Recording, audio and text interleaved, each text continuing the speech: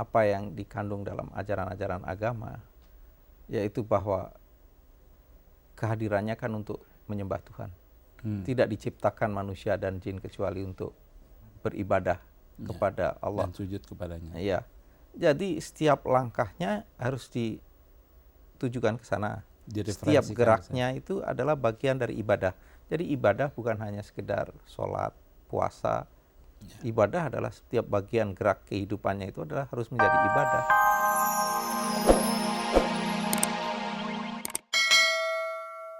Pemirsa, Assalamualaikum warahmatullahi wabarakatuh. Alhamdulillah, dengan hidayahnya lah kita bertemu kembali dalam acara Hikmah Fajar di pagi hari ini. Acara yang mencoba menampilkan keseharian, pemikiran, kerja, karya dari orang-orang Indonesia yang insya Allah bernafaskan Islam.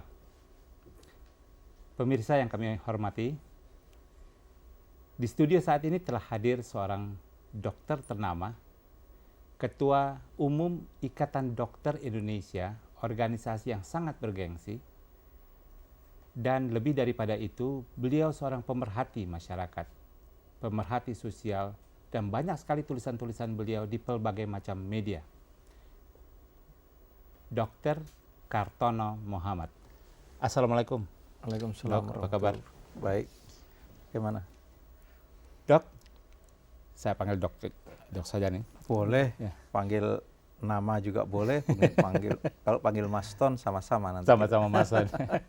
Dok, teknologi kedokteran, aduh rasa-rasanya kalau mengikuti saya orang awam, kami ini orang awam kalau mengikuti apa yang di luar saja, tidak usah di jurnal, ya. Kalau menggunakan kata sering terkejut-kejut, rasanya tidak terlalu berlebihan. Contoh soal dok tentang bayi tabung, ya, dimulai dari bayi tabung yang ya sperma dan ovum dari kedua orang tua. Tapi kemudian berkembang demikian jauh, ada surrogate, istilah bahasa Indonesia apa itu dok? Itu yang masih dicari belum, padanannya ya. Iya, belum seragam. Ada yang mengatakan ibu pengganti, ada yang mengatakan ibu titipan. Ya, ibu titipan, karena kalau ibu juga menjadi satu tanda tanya, karena kemudian ada yang neneknya yang menjadi Iya. Ya, belum lagi yang kita dengar tentang clone, ya, bahwa seseorang itu bisa dibuatkan kembarannya sehingga satu saat kalau dia sakit kembarannya itu bisa dihidupkan dan sebagainya dan sebagainya. Jelasnya teknologi kedokteran itu demikian maju, dok. Dalam pembicaraan Hikmah Fajar kita pagi ini yang seperti kami utarakan tadi, insya Allah bernafaskan Islam, ya. Sudikah dokter untuk menceritakan tentang bagaimana ini dok, tentang kemajuan teknologi kedokteran dan agama di sisi lain. Kalau kita bicara kemajuan teknologi kedokteran, sebetulnya terutama 50 tahun terakhir ini memang betul-betul pesat sekali. Ada satu penulis yang mengatakan kepesatannya itu 2000 kali daripada di akhir abad 19. Jadi kemajuannya itu, kecepatan perkembangan teknologi kedokteran, ada kemampuan untuk memperpanjang usia, menunda kematian, kan begitu.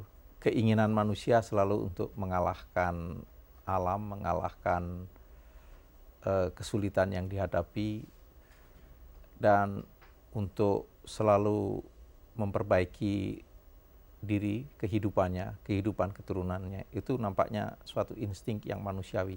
Dan kalau kita bicara dari agama Islam, ya sebetulnya saya kira ya, kalau kita lihat dari ayat kursi saja itu ada bagian yang mengatakan manusia tidak mengetahui apa-apa tentang ilmu Tuhan kalau tidak dengan kehendaknya, dengan izinnya. Berarti setiap kali ada kemajuan teknologi, ada pengetahuan baru, bagaimanapun juga itu dengan izin Allah tentu. Sebab tidak mungkin manusia menguasai itu tanpa izin Allah seperti yang disebutkan dalam ayat kursi itu. Jadi kalau menurut saya, biarkan saja teknologi itu berkembang terus.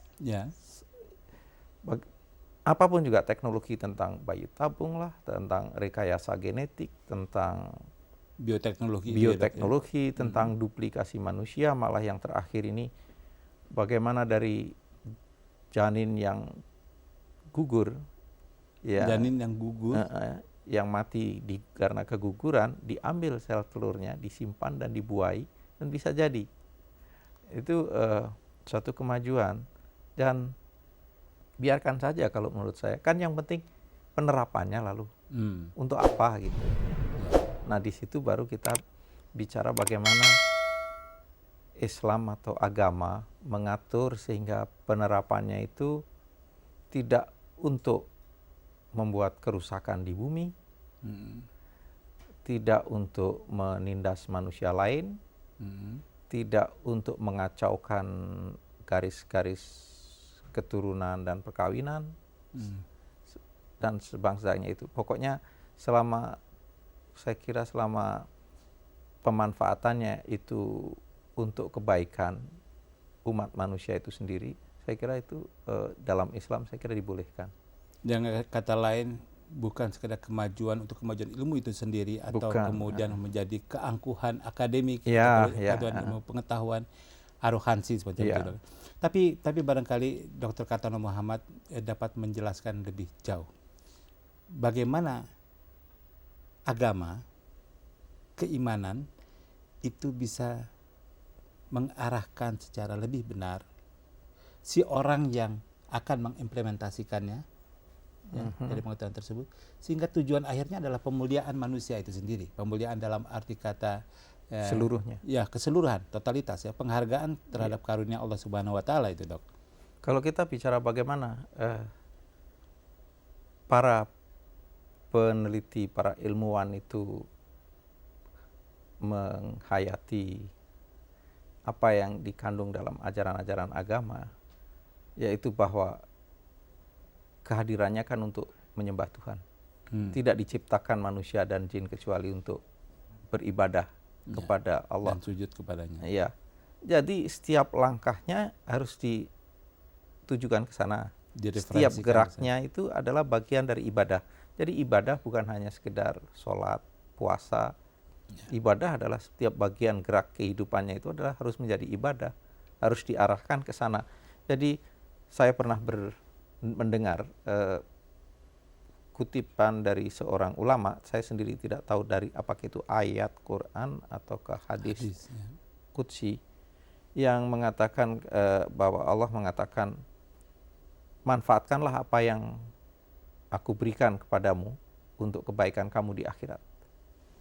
Jadi harus ada tujuan bahwa apapun juga ilmu yang kita kuasai, teknologi yang kita kembangkan, kita kemudian memanfaatkannya itu, ingat bahwa kita akan diminta pertanggungjawaban nanti. Ini kata kunci, Dok. Kira-kira begitulah. Ya. Tapi jangan nanti karena kita mengira, wah itu duplikasi manusia bertentangan dengan agama, lalu kita tidak berani. Kalau menurut saya, para ilmuwan Islam harus berani melakukan penelitian apapun juga. Sebab pedomannya tadi, bahwa Allah tidak mungkin memberikan ilmu tanpa seizinnya. Yang ayat kursi itu tadi ada bagian yang mengatakan, kamu tidak mengetahui apa-apapun dari ilmu Allah kecuali atas kehendaknya. Jadi tidak mungkin akan orang itu mengetahui kalau tidak sekehendak Allah. Jadi kalau dia bisa mengetahui, berarti itu Allah menghendaki. Kan gitu. Nah, bagaimana kemudian pemanfaatannya, itulah yang mestinya kita tanamkan kepada para ilmuwan itu. Bukan dengan cara, wah ini nggak boleh dikembangkan menurut agama Islam. Wah kita ketinggalan nanti. Dok. Ini juga menarik sekali ini, Dok, ya. Jadi bukan kecemasan kita terhadap sesuatu yang baru atau ya. Kalau tidak salah, Dok, ada semacam ungkapan yang menarik nih, Dok, ya, tentang ilmu manusia, ilmu dunia dan ilmu Allah ini, ya. Tentang seorang anak di tengah-tengah Amazon, anak Indian di kampung Amazon yang cuma ada 5 atau 6 rumah. Dia mencuri-curi mengambil biduk ayahnya. Dia mengilir 1 kilometer dan mengulu 1 kilometer, dan ketika balik dia bersorak bahwa saya sudah melihat dunia, padahal cuma 1 kilometer, ya. Barangkali seperti itu kalau ya, barangkali apa yang kita ketahui setidak-tidaknya seujung kuku Iya, barangkali. barangkali belum sampai seujung kuku juga dari ilmu Allah yang kita ketahui, meskipun kita merasa sudah mengarungi ruang angkasa, mungkin sudah menyelami dasar Kedalaman laut. lautan. Ya, ya. Nah, saya ingin sedikit mengulangi, tapi saya juga ingin ada semacam pengembangan dari dokter. Di satu sisi, peneliti yang kebetulan beragama Islam katakanlah, ya hendaknya tidak mulai dengan ketakutan, tidak mulai dengan penolakan terhadap apapun, ya, progres dalam pengetahuan. Tapi di lain pihak, bagaimana dia mengimplementasikannya, hendaknya tetaplah runduk dan mengambil garis Allah semata. Ya. Barangkali dokter bisa semacam memberikan gambaran apa yang harus ditanamkan dari seorang peneliti, ya, di samping pemikiran-pemikiran tentang mengurangi kesalahan berpikir dari filosofi Barat yang juga benar, tapi bagaimana dia mencerap kaidah-kaidah Islam, keimanan Islam untuk menjadi jalan. Bagaimana dia memperpeka dirinya sendiri, Dok? Sebetulnya kalau pertama bahwa memahami betul mengenai kalimat-kalimat paling tidak yang di Al-Fatihah, tunjukilah saya jalan yang benar. Ya. Itu satu ketika mau berbuat. Kemudian ketika berbuat bahwa merasa ini adalah bagian dari ibadah. Ibadah itu tidak sekedar seperti saya katakan tadi sholat, bukan puasa. hanya sholat, bukan hanya.